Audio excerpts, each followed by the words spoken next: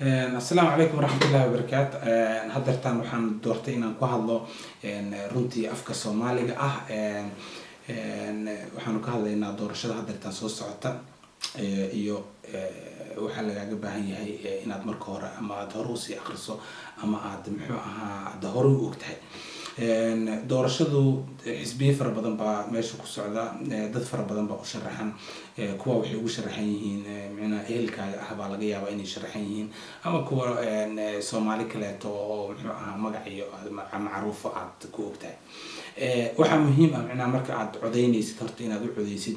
mabda adiga aad aaminsan tahay. codeyntu macnaha yaanay ka gelin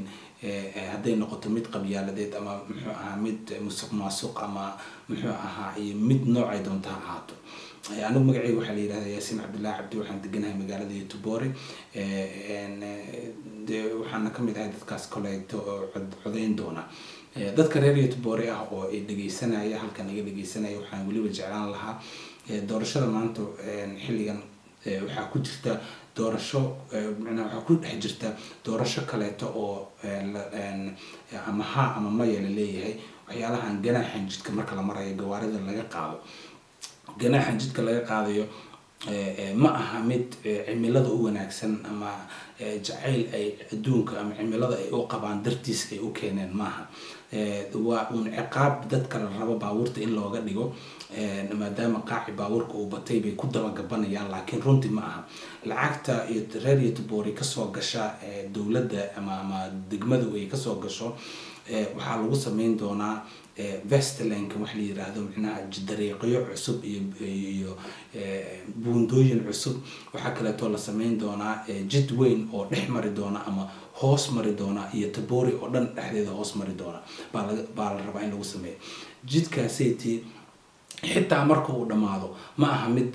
jidkan inta alaabta laga qaado la dhahayo dantan lahayn waa ka gaarnay baabuurtu waa free iska socdaan. sameyntiisana waxay qaadan doontaa ilaa 15 sano bay qiyaasi doona ay ku qiyaasayaan hadartan. lacagta hadda ay sheegayaan shalaytadan baan maqlaay macnaha in intii in ka badan ay tahay. marka waxaan waa siyaasiyiin waa siyaasi waa iska garanaysaa wax buu rabaa inuu iska qurqurxiyo, yani waa been cilmiyeysan. marka hayeelina dad muxuu ahaa dad muxuu ahaa Soomaalida atiin hayeelina u sheega macnaha waxaad tiraahdaa war waxaan ma dooneyno codkana macnaha meesha mayada ah istilaabka saar oo noogu rid meesha. ha isdhihin macnaha tan waxay dhibaysaa dadka baabuurta wato oo kaliya. waa runta xoogaa ciriiri bay ku noqonaysaa dadka baabuurta wato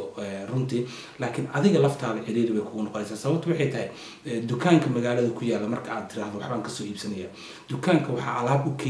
u keenaysa gawaari baabuur baa alaab u keenaysa. baabuurtaasi waa qasab inay soo maraan meesha lacagta lacagta markay ku soo maraan yani lacagtaas jeebkooda ka bixin maayaan, free way macnaha ama bilaash way ku dhihi maayaan. lacagti waxay saarayaan marka lacagtii adiga laga qaadi lahaa oo hadday dhar gadayaan dharkii bay qiimihiisa ku darayaan, hadday raashin iyo cunno gadayaan cunnada iyo raashinkii bay ku darayaan, hadday waxyaalaan electronicada ah ama ay iibinayaan waxaas bay ku darayaan, xitaa kuwa cuntada macnaha cuntadii bay ku saarayaan. marka caqligaaga isticmaal,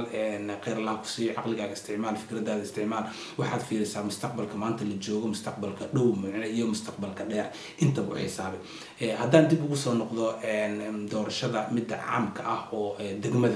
degmadan runtii nooma fiicna xisbiyada qaarkood, xisbiyada kuwa hadeertaan talada haya maamulka runtii ka haya iyo muxuu ahaa xisbiyada kale. xisbiyada maamulka talada maanta ku haya waa kuwa ciriirigan keena hadeertaan transfer iskaadka ama ciqaabtan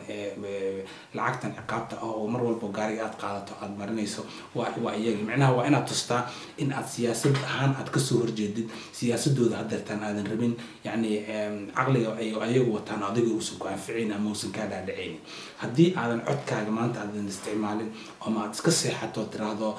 nagadaasay doontay noqon doontaa, waxaa laga yaabaa codkaaga maqnaashaha uu ka maqan yahay inuu marba dhinac u dhaco ama dhinacan fiican u dhaco ama dhinacan xun u dhaco. so adiga laftaada marka mas'uuliyad baa ku saaran macnaha codeyn ahaan way fiican tahay inaad codeysid oo haada iyo mayada. haddaad rabto micnaha xisbiga u coday ama ka seexay haddaad rabtid laakiin horta waxaa muhiim ah inaad tusto fikradahan hadeertaan ay wataan oo ay la yimaadeen waxaan ka hadlayaa hadda xulafada ah iswato waa socialka waa Milio Partiga iyo Venstre Partiga intoodaas runtii wada shaqeeya marmarna waxay su'aalaha qaarkood iska xulafa iska sameystaan moderaadka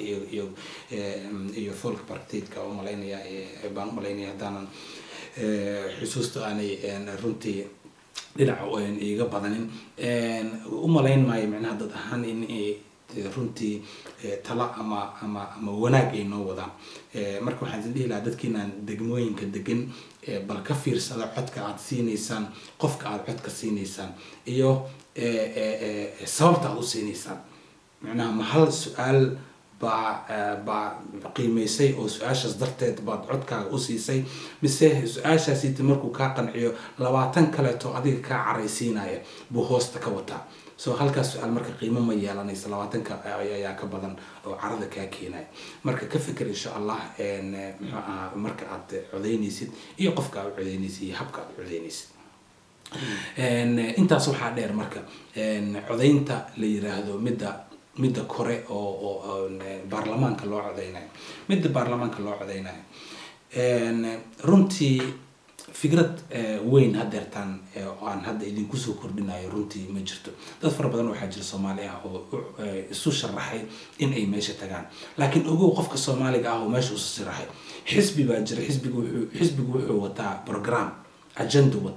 ajendaha xisbiga uu wato qofkan Soomaaliga ah micnaha maxamed ka bedeli karo of course معناه قف صومالي أو نوع ماشان نوع نحن موضوع مصور عمل ولسه درسن كلا لكن حسب بيجا برنامج حسب بيجا هو ما بدري كرو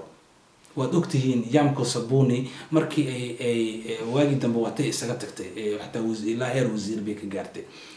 وسقطتي وحاجة ردت فربضنا حتى إسلام أو سكدا وحكلا يعني حزبية ير ملاها ير يعني قبل كعمل لوكال كأوها waxaan ka hadlayaa social democratic oo kale yani ninka yarka Stockholm aha oo dhalinyarada islaamka madaxda u ahaa in la cusuriyeeyo aakhirkii micnaha dad uu keenay oo wadaada ah oo hadal aysan kuwan gaalada ah ama cadaanka ah aysan jeclaysan uu yiri ba markii wax loo waayay xumaan looga dhigay war ninkan ma asaga kula soo heshiiyay inuu halkan dhaho markuu keenayna ma ninkan waxa uu ku hadlayo miyo quraal u haystaa waa may waa bini aadan weey ninka aan keenay waa qof mas'uul ah maanta hadaan aniga aan baxo oo aan qof wax ku sameeyo oo aan dilo inta la baxo walaalkii la soo xirimayo walaalkii ama ninkii muxuu ahaa habeenka isiixiyay kuma laha dambi kuma laha marka waxaan waa propaganda iyo muslim nacayb madow nacayb iyo waxyaalo nacab fara badan baa ku jira so runtii hadaad u codeynayso qofka Soomaaliga meesha sawir ahaan kuugu jira hadaad u codeynaysan u coday hadii kale tan waxaad u codeysaa fikrad saafi ah حزب فكرة صافي أو حزبياس مركز قف صومالي أو كجرو صومالي هان تصوع عليه لكن مرنا بحكتجين مبدأ عذيك عاد قبته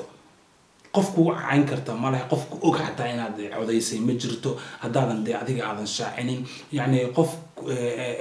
كنت بس عن كرتا أما محاسة أسمين ويسا كليه كرتا مجرته عد كعاد لا ده هاي عذيك مسؤول كأ عذيك أنا محوها سينكر قفك على قفك سينكر هذا والد هاي عرور باكادم بيسا عرور هذا حزب جمعناها ثلاثة مركزي تهيا أما ثلاثة مركز عدك كسينكر حزبيgaas baad talada ku shubanaysaa dhibaatooyinka maanta dhacay boobka iyo waxa yaala runtii waxa ka dambeeyay dhowr iyo 10 sano oo xisbiga social democratic ah uu talada hayay Göran Persson iyo kuwii iyagaba ka horeeyayba waxa ay sameeyeen yani hoos bay u dhigeen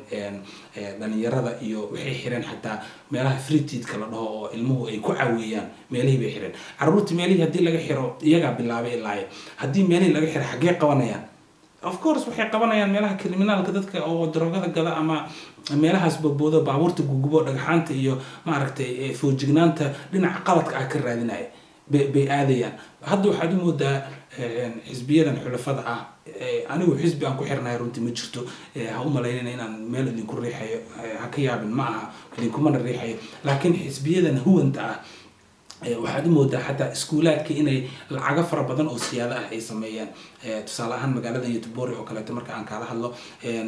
macallimiin fara badan baa loo shaqaaleysiiyey dad fara badan baa muxuu ahaa waxa la yiri kaalayo noo imaado macnaha si cilmihii wax loo baro inkastoo marmarka qaarkood waalidiinta wada shaqeyntooda xataa ay iska adag tahay laakiin tan maanta midaan u joogno ma aha waxa aan ka hadlaynaa waxa weeye codkaaga yaad siinaysaa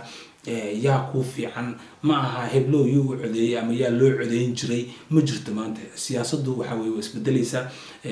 shalay siduu ahaa maanta siduu yahay shalay siduu ahaa dad ku raacday maanta si kale tuu yahay de ha isaga raacin waxaad fiirisaa adiga maxaa ku roon maxaad